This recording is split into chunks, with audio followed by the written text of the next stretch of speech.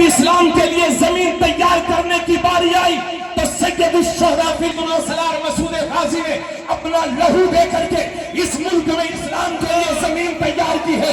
اور جب زمین تیار ہو گئی تو تیار شدہ زمین پر اللہ نے فصل اگانے کے لیے خواجہ غریب نواز کو بھیج دیا.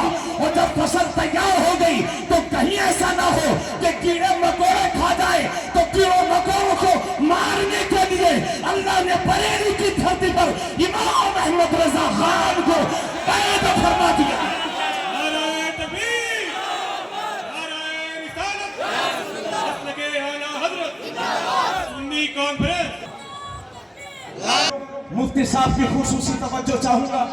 حضرات, جب ہم اپنے معاشرے پر غور کرتے ہیں, برا مت جانیے گا, آپ کی ملت کا آپ کی میں دیدی ہوں, اس لیے برا مت مانیے گا, مگر جب ہم معاشرے پر غور کر رہے ہیں تو مسلمانوں کے بچوں کی حالت یہ ہے کہ ہاتھ میں کڑا ہے, گلے میں زنجیر ہے, پھٹی پینٹ ہے, 2 گھٹ کے منہ میں, 2 گھٹ کے جیب میں تیار رکھے ہیں, نہ نماز پوری یاد ہے, نہ غسل کے فرائض جانتے ہیں, نہ وضو کی سنتوں کے بارے میں معلوم ہے, نہ قرآن کریم کی تلاوت کرنا آتی ہے. آپ جا کر کے دیکھیں شہروں میں, گاؤں دیہات, یاد رہے ایک طرف تو حال یہ ہے اور دوسری طرف حال یہ ہے کہ کبھی ادھر, کبھی ادھر, کبھی یہاں, کبھی وہاں. وہ بول رہا ہے, اب یہ وہ کہہ رہا ہے, پھر بھی مار رہے ہیں, پھر بھی پیٹ رہے ہیں. اللہ تمہاری جان و مال کی حفاظت کرے, میری بھی جان و مال کی حفاظت کرے. سن لیجیے, یہ شہر بہرائچ شریف حضور بابا صدیق حسن صاحب اللہ, حضور صاحب سجادہ. ماشاءاللہ, پھر بھی پیٹ رہے ہیں, کبھی 6 مہینے, کبھی 10 مہینے, کبھی 2 مہینے میں ہمارے بچوں کی موب لنچنگ ہو جاتی ہے. اللہ تمہاری جان و مال کی حفاظت کرے. مگر اے میری قوم کے ذمہ داروں, اپنے بچوں کو یہ نصیحت کیا کرو کہ بیٹے, زندگی میں چاہے جتنا بھی بڑا نقصان اٹھا لینا, مگر اپنے ایمان کا سودا کبھی نہ کرنا.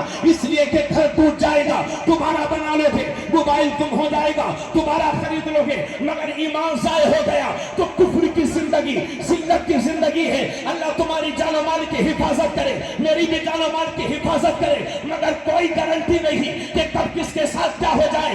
اللہ نہ کرے کہ ایسے حالات کا سامنا اگر آپ کو کرنا پڑ جائے تو خدا کا واسطہ دے کر کے کہتا ہوں کہ زندگی کی آخری سانس تک اپنے ایمان کی حفاظت کرنا, آخری دم تک لا الہ الا اللہ بولتے رہنا. کیونکہ اگر موت کا وقت نہیں آیا ہے تو کوئی مار نہیں سکتا, اور موت کا وقت آ گیا ہے تو کوئی بچا نہیں سکتا. مگر آخری دم تک لا الہ الا اللہ بولتے رہنا, کیونکہ اسی حالت میں اگر مر بھی جاؤ گے تو شہید کہلاؤ گے, اور بچاؤ گے تو غازی کہلاؤ گے.